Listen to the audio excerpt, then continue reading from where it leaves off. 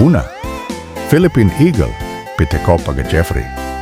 Ang pambansang ibon ng Pilipinas may populasyon na mas mababa sa 400. Nanganganib dahil sa pagkawasak ng tirahan at pangangaso. Dalawa, Tamaraw, Bubalos mindorensis.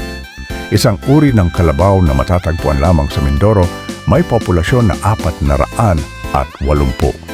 Tatlo, Bisayan, Warty Pig, Sus sebifrons. Isang uri ng baboy na matatagpuan sa Visayas, nanganganib dahil sa pangangaso at pagkawasak ng tirahan. 4.